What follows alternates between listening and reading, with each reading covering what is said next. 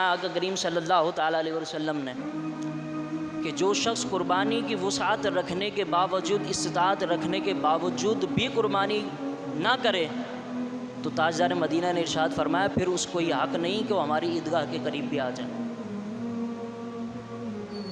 کس منہ سے آ رہا ہے وہ ہماری عیدگاہ کے قریب؟ سوچیں کہ ان لوگوں کے لیے سبق ہے کہ جو اللہ کے احکامات کو ہلکا سمجھتے ہیں۔ یہ مرد و عورت پر لازم ہے، جو بالغ عورت ہے بالغ مرد ہے اس پر لازم ہے، مالدار تمام شرائط جو کہ بیان کی گئی وہ تمام شرائط پائی جائیں اس پر قربانی لازم ہے۔ ہمارے یہاں پر کچھ ایسے حضرات بھی ہیں جن کی زوجہ پر قربانی لازم ہو رہی ہوتی ہے۔ میں اکثر کہا کرتا ہوں کہ قربانی لازم ہو رہی ہوتی ہے اور وہ کہہ رہے ہوتے ہیں کہ ہم کیا بولیں، ہم کیا بولیں ان کو۔ تو میں اکثر کہا کرتا ہوں کہ ہم اپنی زوجہ پر حاکم ہیں، حکومت کرتے ہیں، ہمارا حق ہے ان کو جھنجھوڑنا، ان پر سختی کرنا، کیونکہ وہ ہم سے ریلیٹڈ، ہم سے جڑی ہوئی ہیں۔ کیونکہ عورتوں خواتین کے اندر تو درس پہنچایا نہیں جاتا۔ کون پہنچائے درس؟ یہ ہمارے میلاد کے چکر ختم ہو تو درس پہنچے نا، یہ میلاد کے چکر ہی ختم نہیں ہوتے، کون پہنچائے گا درس؟ ان تک پیغام پہنچائے گا کون؟ سے بری ذمہ سمجھ رہی ہوتی نا، فقیر اور عاجز و انکساری اور رونے جیسی شکل بنا لیتی ہیں ایسی عورتوں کی۔ مفتی صاحب ایسی اتارا کرتے ہیں کہ جب اللہ کے احکامات کی باری آتی ہے تو تم کہتی ہو ہمارے پاس کچھ نہیں ہے، اور جب لینے کی بات آتی ہے تو تم کہتی ہو کہ ہم سے بڑا غریب کوئی نہیں ہے۔ فرماتے ہیں کہ یہ کون پہنچائے گا دین؟ اب ہم ہیں، ہم مسجد میں آتے ہیں جیسے کہ آپ آئے ہیں، مجھ سے سن رہے ہیں، جا کر خواتین کو، اپنی بہنوں کو، بھائیوں کو، زوجہ کو بتائیں گے، اگر ان پر احکامات نازل ہو رہے ہوں گے وہ ادا کریں گی۔ اب اگر ہم بھی ایسے وقتوں پر نہیں آئیں گے، علماء سے نہیں سنیں گے، خود نہیں پڑھیں گے کتابوں میں جا کر، تو ہمارے گھر میں جو ہماری زوجہ کو پاس دین ہے وہ کون پہنچائے گا؟ کیونکہ ہمارے خواتین کے اندر جو میلاد ہوتی ہے وہاں دین تو جاتے ہی نہیں ہے،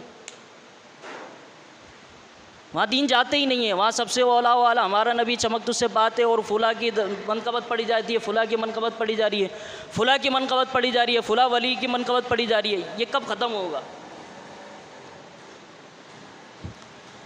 یہی چل رہا ہے، 5 جگہ بنا دی، 10 جگہ بنا دی، بس چل رہا ہے۔ خواتین کا میلاد ہو رہا ہے، باہر آواز جانا شرعی طور پر جائز نہیں ہے اس عورت کی، اور خواتین کا میلاد ہو رہا ہے، اس کی آواز بھی پردہ ہے، اور خواتین کا یہاں میلاد ہو رہا ہے۔ کیوں جی؟ نہیں جی ہمارے یہاں پر خواتین آتی ہیں، خواتین کا میلاد کریں گے ہم، مردوں کا نہیں کریں گے۔ اچھا خواتین کیا کریں گی؟ خواتین آتی ہیں، بیٹھ جاتی ہیں، مرد حضرات آخر میں آتے ہیں۔ میں نے کہا ان کا بیٹھنا بھی گناہ ہے، ان کا بیٹھنا بھی گناہ ہے۔ کیوں؟ اس لیے وہ آتی ہیں، ان کا آنے کا حال یہ ہوتا ہے کہ چہروں پر سرخی لپسٹک پاؤڈر لگا کر آ رہی ہوتی ہیں، اور پھر آتی ہیں تو اپنے پورے خاندان کی باتیں کر رہی ہوتی، میلاد کوئی بھی نہیں سن رہی ہوتی، میلاد کوئی بھی سن رہی۔ وہ ایک ثنا خواں اللہ کے محبوب کی حمد و ثنا بیان کر رہی ہے، وہ حضور کی نعتیں پڑھ رہی ہے، اور یہاں دنیا کی باتیں چل رہی ہیں، وہ اپنے خاندان کی باتیں لے کر بیٹھی ہے، وہاں توہین ہو رہی ہے سرکار کی نعت کی، ہمیں پتہ ہی نہیں ہے۔ خواتین کا میلاد ہو رہا ہے، خواتین کا میلاد ہو رہا ہے۔ یہ کون ہے؟ کون پہنچائے گا اس کو؟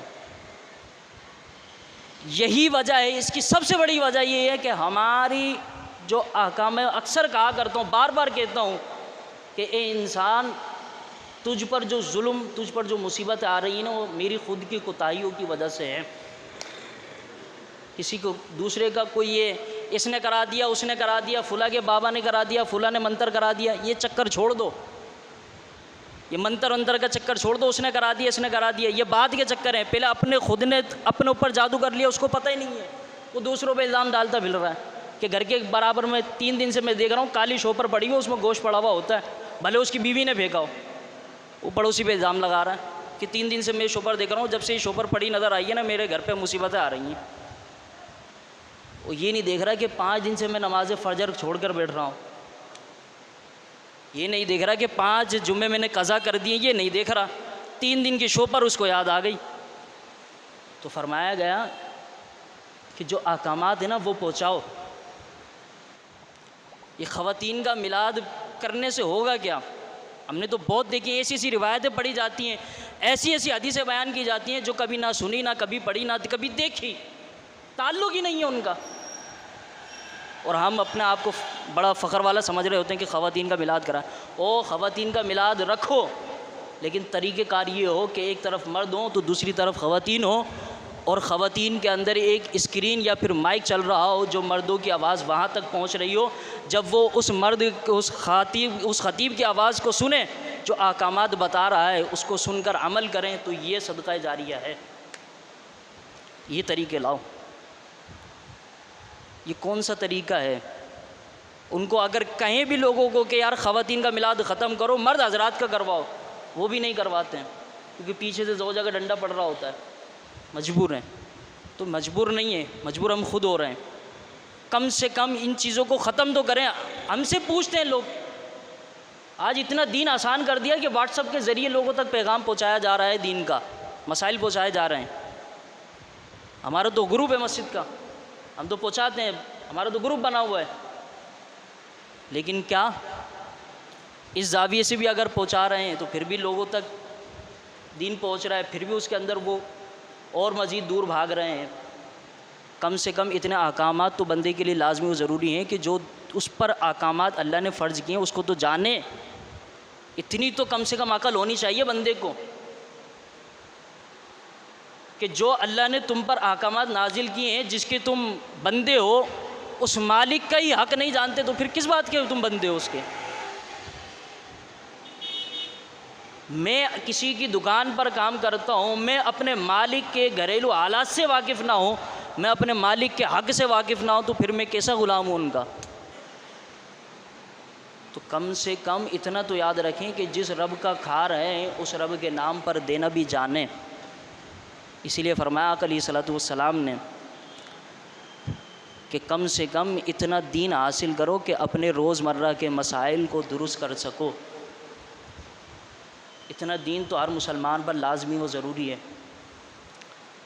فرمایا نبی کریم علیہ الصلوۃ والسلام نے کہ جو شخص وسعت رکھنے کے باوجود قربانی نہ کرے، پھر اس کو حق نہیں ہے کہ وہ عیدگاہ کے قریب آ جائے، دور رہے، تعلق ہی نہیں ہے اس کا، دور۔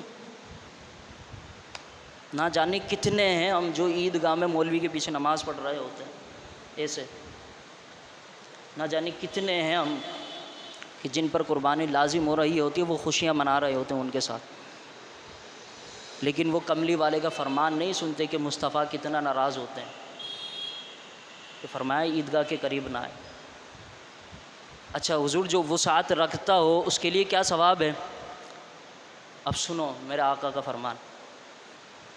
تاجدار مدینہ نے ارشاد فرمایا کہ جو شخص قربانی کی وسعت رکھے اور وہ قربانی کرے، تو فرمایا حضور نبی کریم علیہ الصلوۃ والسلام نے، حدیث بعد میں سناؤں گا، پہلے بات میں مختصر کر دوں کہ آپ فرائض پڑھتے ہیں، فجر پڑھتے ہیں، ظہر پڑھتے ہیں، عصر پڑھیں، مغرب پڑھیں، عشاء پڑھیں، نفل پڑھیں، مستحبات پڑھیں، اللہ کی راہ میں خیرات کریں، حج کریں، زکوٰۃ دیں، قبول کی گارنٹی نہیں آتی،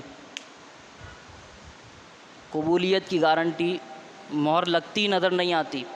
نماز پڑھ لی، جمعہ پڑھ کر جائیں گے، پتہ نہیں قبول ہوگا نہیں ہوگا، عصر پڑھنے آئیں گے، پتہ نہیں قبول ہوگا نہیں ہوگا، مغرب پڑھنے آئیں گے، پتہ نہیں قبول ہوگا نہیں ہوگا، زکوٰۃ دی ہے، پتہ نہیں قبول ہوئی یا نہیں ہوئی۔